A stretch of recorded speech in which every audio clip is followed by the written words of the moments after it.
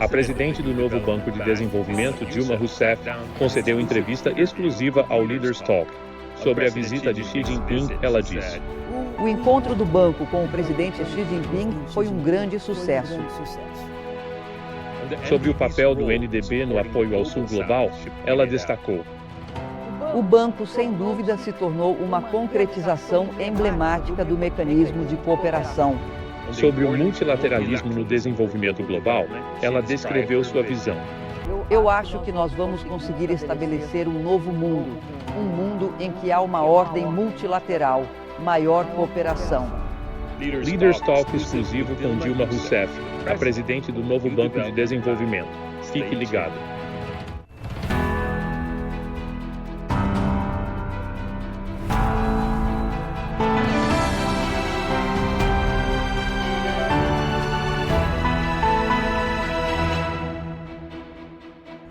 Olá e bem-vindos ao Leaders Talk, onde encontramos líderes e pioneiros. Sou Zhou Yun.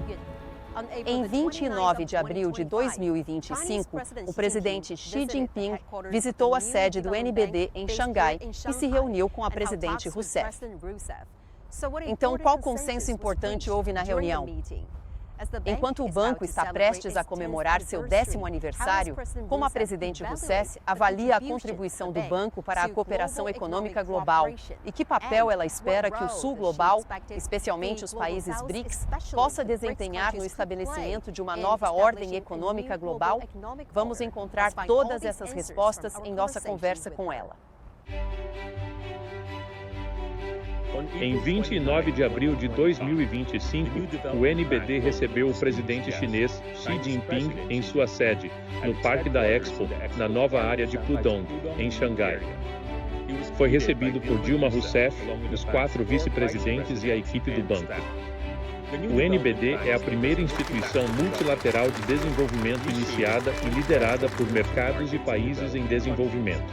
Em julho de 2014, durante a 6ª cúpula dos BRICS no Brasil, o presidente Xi, juntamente com a então presidente do Brasil, Dilma Rousseff, e outros líderes dos BRICS, decidiram estabelecer um novo banco de desenvolvimento, com sede em Xangai, na China. Em 2023, Dilma Rousseff foi eleita presidente do novo Banco de Desenvolvimento. Em março deste ano, ela foi reeleita para um novo mandato.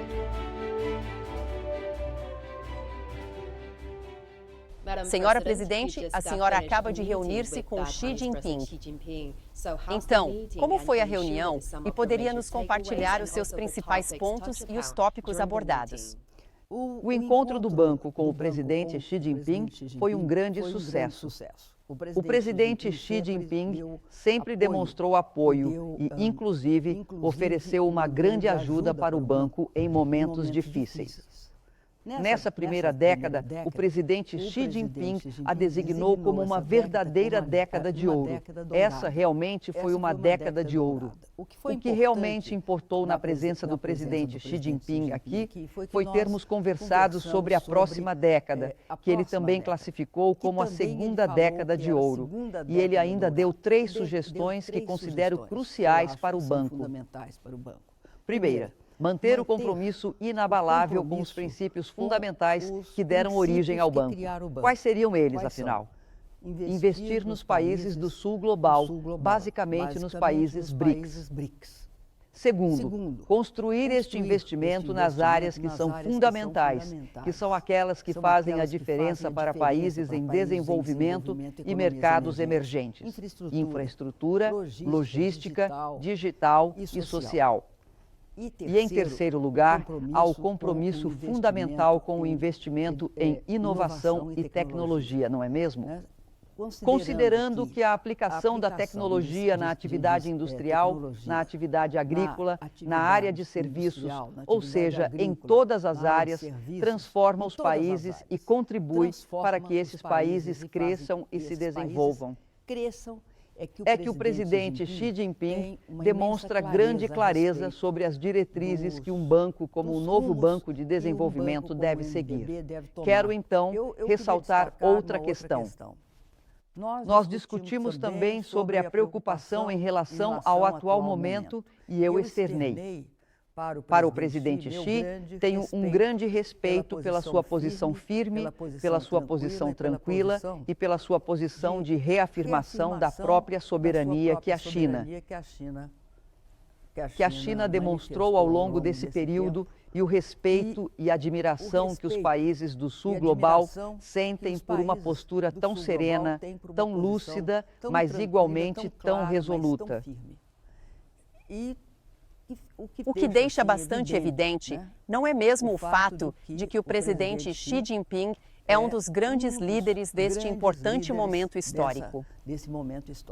Madam President, this is President Xi's very first visit here at the bank, the headquarters of the bank. So, can you share with us a little bit about what special arrangement did the bank make to welcome him? Nós realizamos uma série de procedimentos. Há muitos deles. Nós utilizamos o espaço do banco para tornar a visita mais importante, porque o presidente tinha uma grande liderança, você tende a o receber com honra, com admiração. Eu realmente acredito que foi um momento de grande interação e importância. E a manifestação dos funcionários aplaudindo o presidente Xi Jinping demonstra isso. E eu queria dizer mais uma coisa, afinal de contas, desse banco, o presidente Xi Jinping é o pai. Então eu acredito que ele também tem essa ligação emotiva com o banco, não é? Ele esteve presente na criação, ele compreende o porquê da criação do banco. Este banco tem de cumprir esse espírito, que é o espírito dos países BRICS.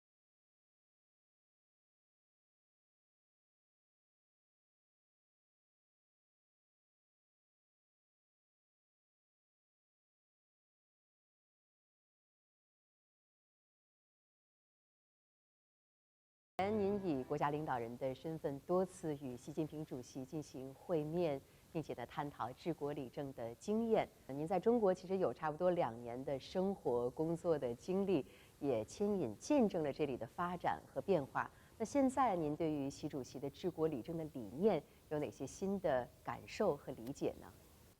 A China, sob a liderança do presidente Xi Jinping, atingiu conquistas extraordinárias. A China transformou-se na segunda maior economia do mundo, consolidou-se como a maior potência manufatureira global e assumiu a liderança em inovação em setores como eletrônicos, tecnologias verdes, como os carros e os veículos elétricos e inteligência artificial. Destaco uma conquista histórica, que diz respeito à retirada de 800 milhões de pessoas da pobreza extrema.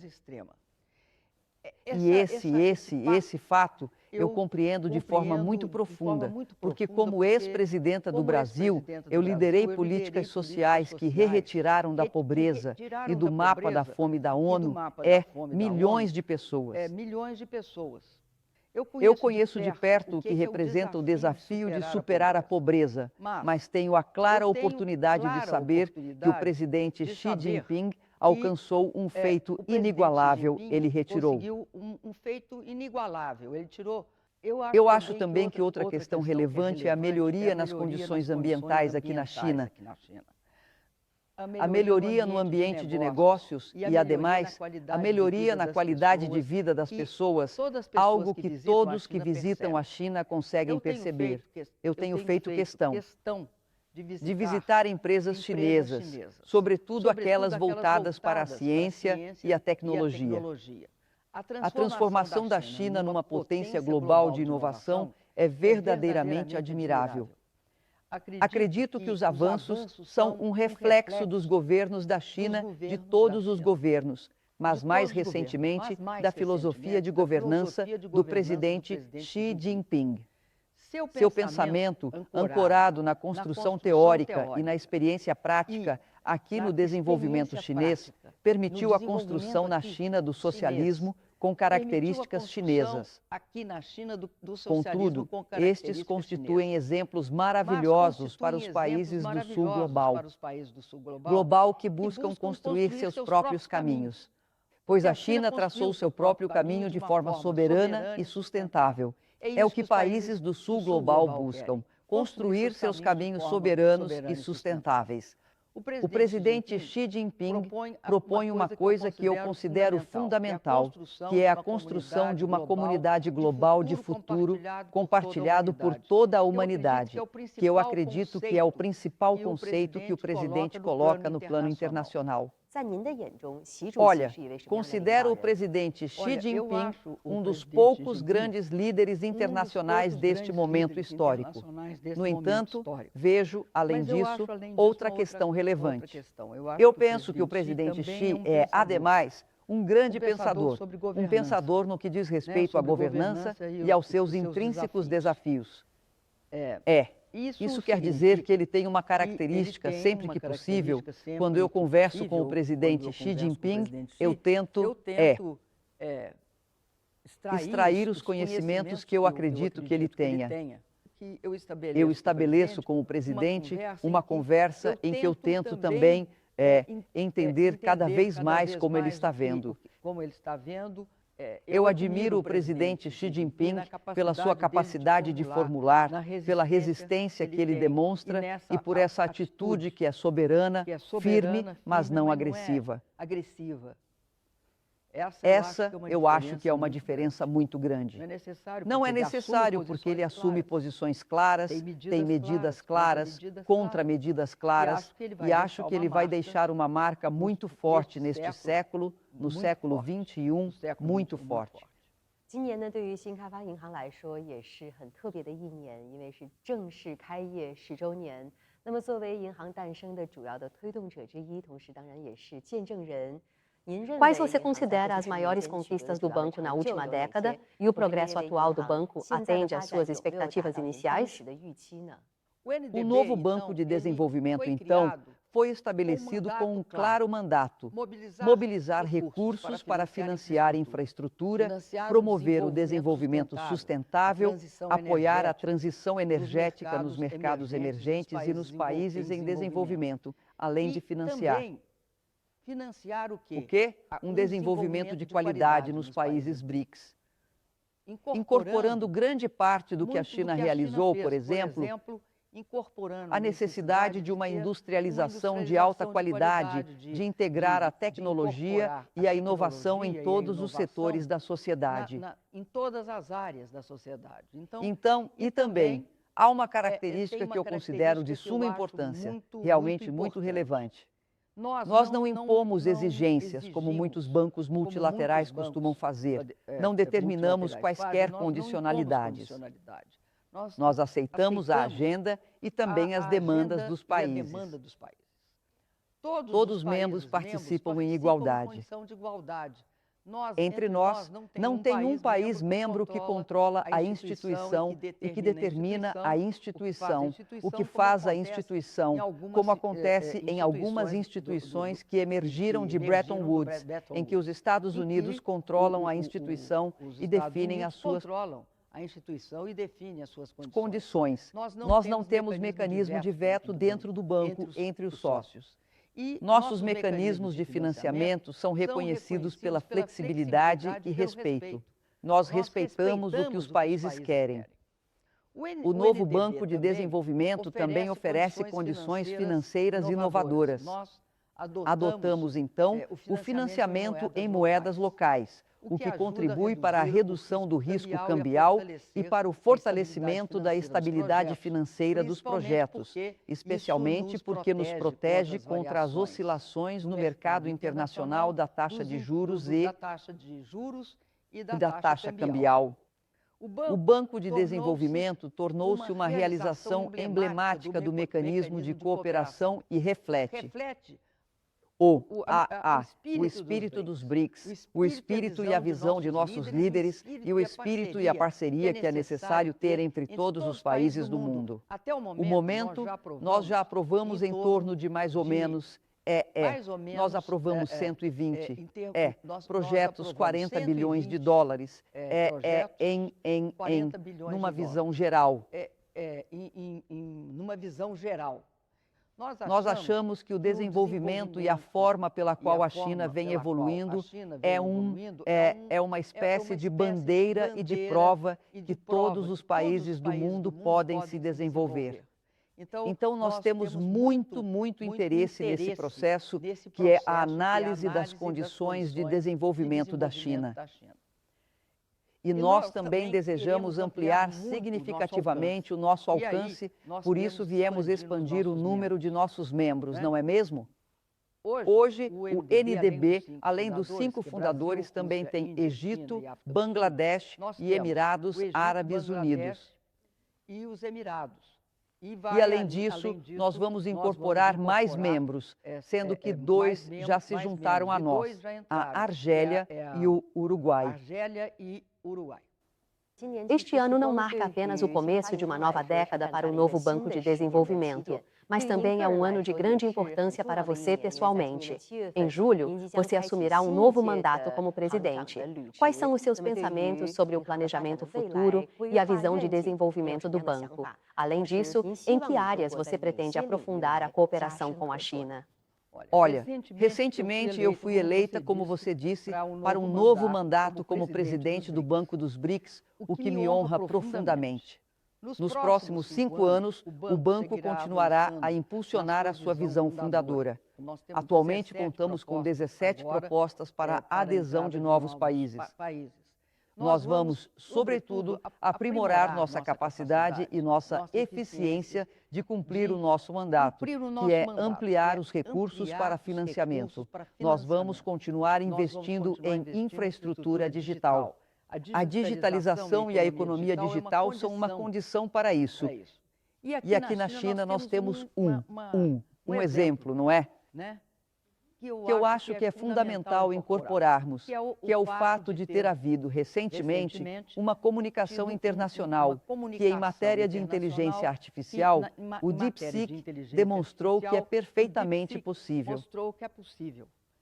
É possível, através do uso de tecnologia já existente, desenvolver e suplantar novas tecnologias, especialmente considerando que eles tinham bloqueado os chips com a expectativa de que a China não pudesse avançar em inteligência artificial. E nós temos esse exemplo do DeepSeek, que é um exemplo inspirador para todo o Sul global. Xi Jinping disse que a China, um clube fechado, não um grupo de exclusão. É uma grande família que se apoia, um bom parceiro para a cooperação.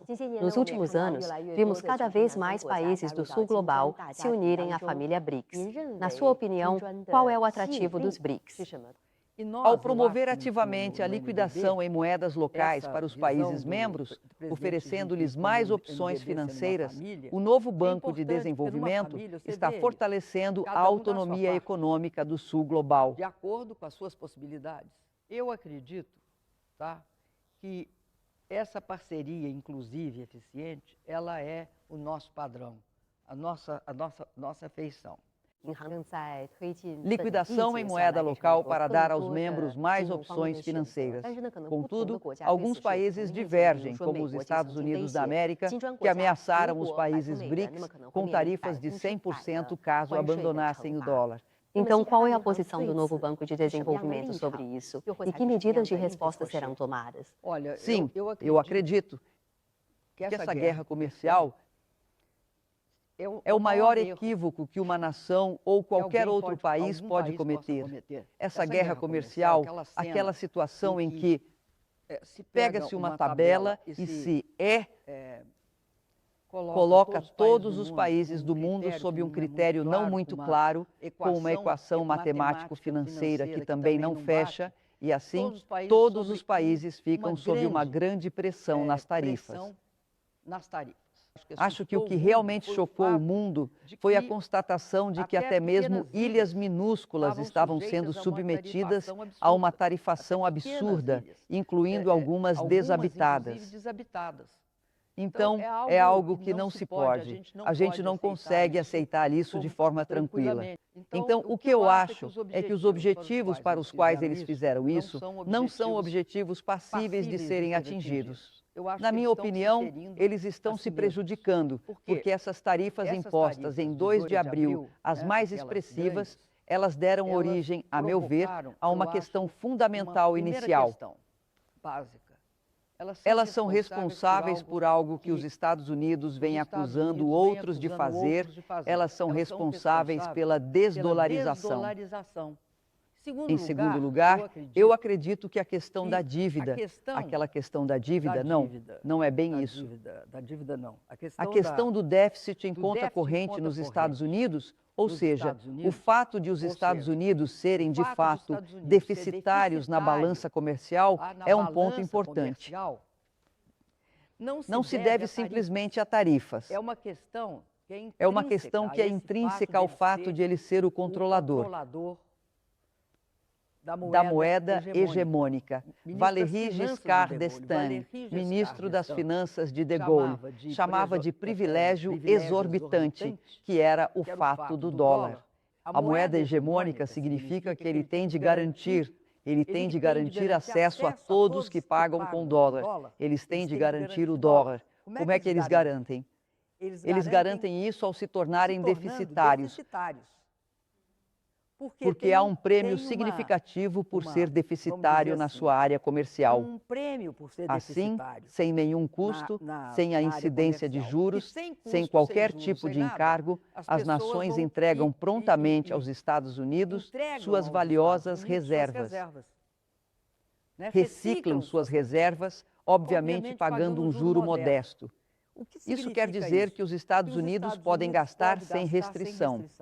Daí a dívida imensa. Um déficit em conta corrente que eles não desejam e que buscam sanar com tarifas, mas já não obtiveram sucesso da primeira vez. Acho que dificilmente o conseguirão na segunda. Presidente, a senhora mencionou que o mundo atual se depara com diversos desafios e profundas transformações, inéditas. Alguns países com medidas unilaterais, como tarifas, desafiaram a ordem, regras e governança multilateral existentes. Como chefe de uma instituição multilateral internacional, a senhora se preocupa. A ordem internacional regredirá para a lei da selva? Nós temos que evitar, mais do que evitar, nós temos que condenar e lutar contra a lei da selva como o padrão de relação internacional. Vivemos hoje uma era difícil, marcada pelo retrocesso na globalização, onde o protecionismo, a volatilidade cambial, as tensões geopolíticas e a fragmentação das cadeias produtivas ameaçam a estabilidade das economias emergentes e dos países em desenvolvimento. Nesse cenário, os países do Sul global têm uma responsabilidade histórica: fortalecer a colaboração para salvaguardar seus interesses comuns e construir caminhos de desenvolvimento. Talvez estejamos presenciando um movimento de unilateralismo mais agressivo já observado nas relações internacionais. Este processo não começou agora. Há algum tempo, o mundo tem testemunhado a adoção de embargos tecnológicos, o recurso cada vez mais frequente às sanções. Refiro-me às sanções financeiras e à utilização do dólar como arma de guerra econômica, além de estar em conjunto com a guerra militar. E as tentativas explícitas de desglobalização da economia mundial, para não falar do que se fez em relação à contenção da China. O que vemos agora é a intensificação extrema desse movimento de forma bem agressiva. O unilateralismo, de fato, representa um perigoso retrocesso. Aquele que se julga forte está tentando colocar o mundo de joelhos, e isto não é algo que combine com uma visão de justiça, de respeito às leis e ao direito internacional.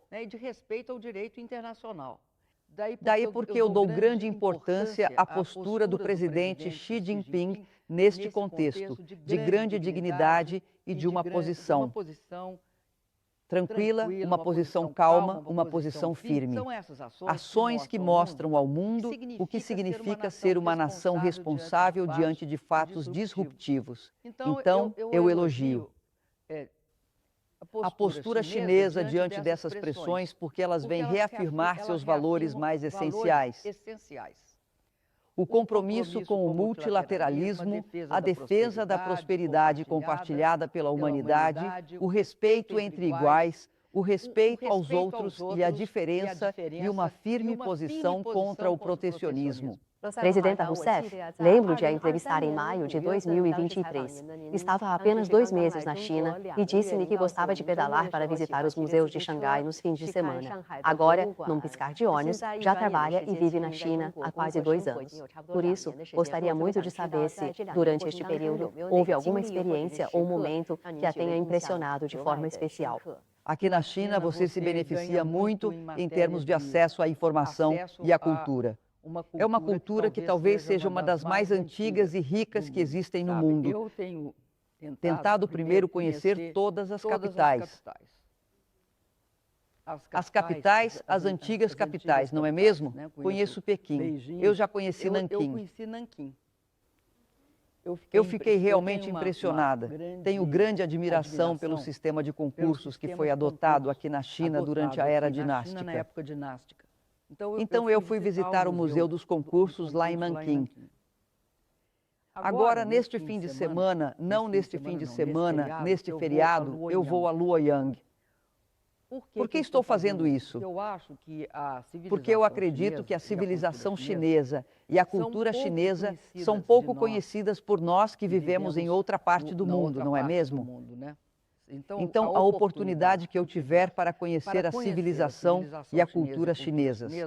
Eu vou, mas atualmente eu também vou. Eu sempre vou aos museus aqui de Xangai. Por exemplo, eu assisti a uma que era a respeito da época dos Estados Guerreiros, né? Daquele período dos Estados Guerreiros. Eu quero dizer que eu tive uma imensa honra de ter sido agraciada com a Medalha da Amizade. Eu tenho uma honra imensa. Por ter sido agraciada com a honrosa Medalha da Amizade. Porque eu tenho a honra de possuir a Medalha da Amizade? Por 2 motivos. Em primeiro lugar, porque se trata de uma medalha que a China me concedeu, não é mesmo? Segundo, porque eu acredito que é uma medalha que também reflete o que temos feito pelos países do Sul global. Sou imensamente grata. Desejo agradecer publicamente por ter sido agraciada com esta medalha. Presidente Rousseff, muito obrigado por mais uma vez nos conceder esta entrevista e por compartilhar seus valiosos conhecimentos. Espero que, quando tiver tempo, possa viajar pela China e compartilhar suas experiências em nossa próxima conversa. Muito obrigado.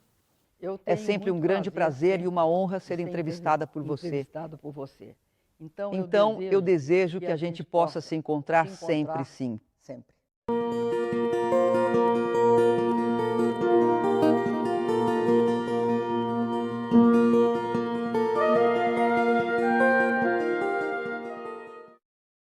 Na entrevista, a presidente Rousseff elogiou a filosofia de governo e a visão global de Xi.